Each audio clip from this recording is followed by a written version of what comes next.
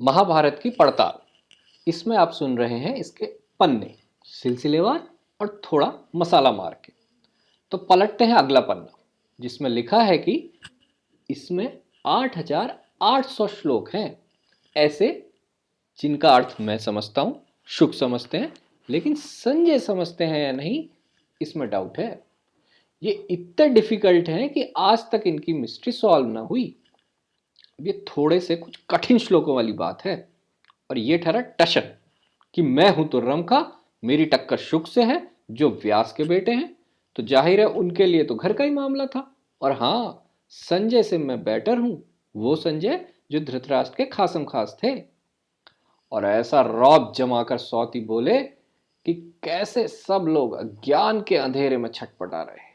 और ये महाभारत एक ज्ञान की टॉर्च है जो सबकी आंखें खोल देता है। ये एक ऐसा बड़ा सा पेड़ है कि एक चैप्टर इसकी जड़ है तो दूसरा इसका तना और अगला इसका पत्ता।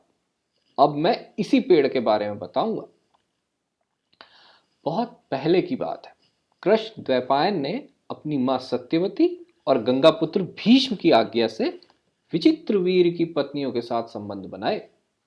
अब ये कुछ ट्रेडिशनल सरोगेसी वाला मामला था शायद, जिसकी डिटेलिंग बाद में आएगी। इस पन्ने पे तो ट्रेलर भी नहीं, खाली टीजर ही है।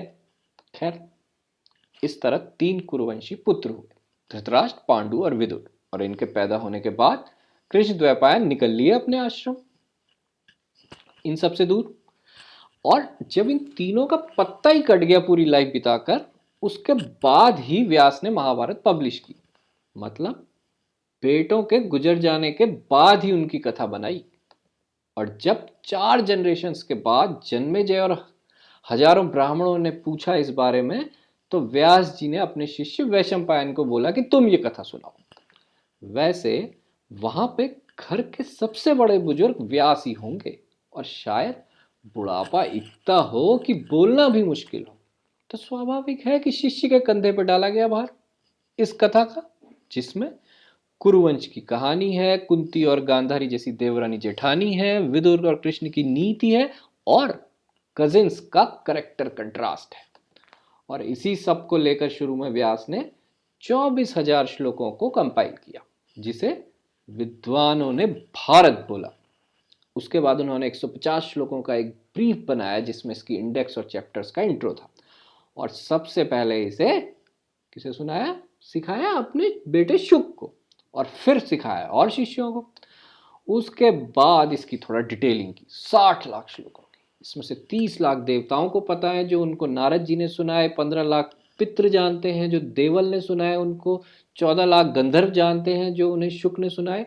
तो बचे कितने, 1 लाख वो मनुष्यों के लिए जो वैशंपायन ने वहां पे सुनाए, और जिन्हें अब मैं सुना रहा हूं आपको। ऐसा बोले सौती। किससे, ऋषियों से। कहां पे, नैमिषारण्य पे। अब ये भी स्टोरी टेलर की कलाकारी ही है कि भैया माल है तो बहुत ही ज्यादा, लेकिन तुम इंसानों के लिए बस थोड़ा सा ही है, और वो भी जो मैं बता रहा हूं तुम्हें। खैर, इसके बाद पेश की गई मेन प्लॉट की एक झलक, एक ट्रेलर के जैसे, कि महाराज पांडु ने अपनी बुद्धि और हिम्मत से बहुत से देशों को जीता, राज्य बढ़ाया, और फिर राजपाट छोड़कर जंगल में ऋषि मुनियों के साथ रहने लगे। वहां एक शिकार करते समय गलती से ऐसे हिरन को मार दिया उन्होंने जो सहवास कर रहा था। तो श्राप मिल गया साहब कि अगर तुम पत्नी से संबंध बनाओगे तो उसी समय मर जाओगे। लेकिन वंश तो चलाना ही ठहरा भैया।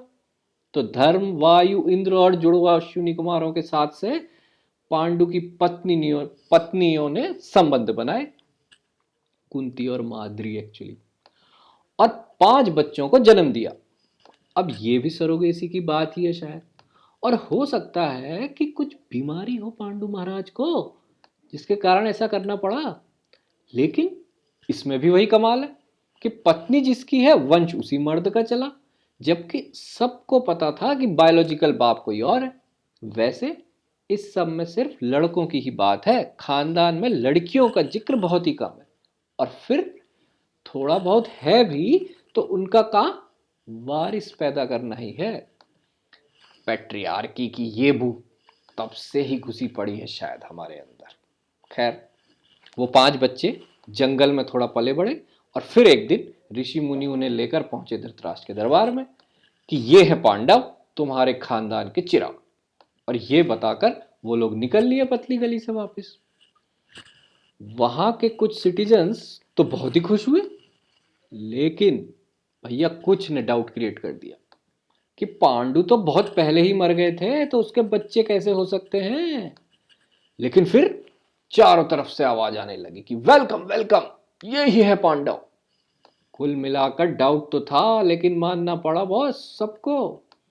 तो फिर वो वहीं रहने लगे और प्रजा के प्यारे बन गए धीरे धीरे।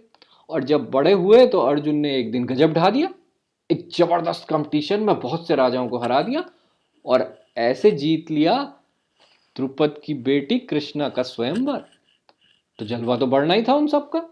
और फिर हुआ महाराज युधिष्ठिर का राजसूय यज्ञ, इसमें और भी राजाओं को जीत लिया और शिशुपाल और जरासंध जैसे जबरदस्त लड़ाकों को मार दिया।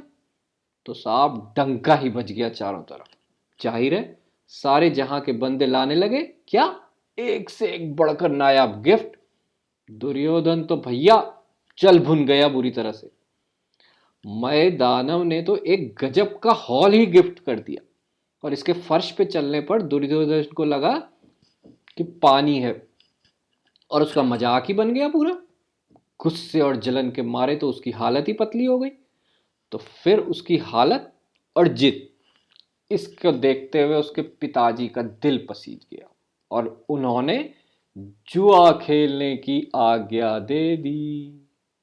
वासुदेव को ये सुनकर गुस्सा तो बड़ा आया, लेकिन वो चुप ही रहे, क्योंकि उन्हें पता था कि ऐसा अधर्म करने वाले लोग युद्ध में मर खपी जाएंगे।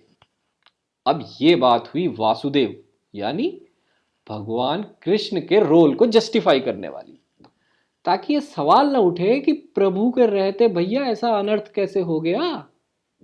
अब इस अनर्थ के किस्से को आगे बढ़ाएंगे अगली बार। अभी बस इतना ही। वैसे मजा आ रहा है सुनने में, तो थोड़ा लाइक और सब्सक्राइब का बटन भी तो दबा दीजिए।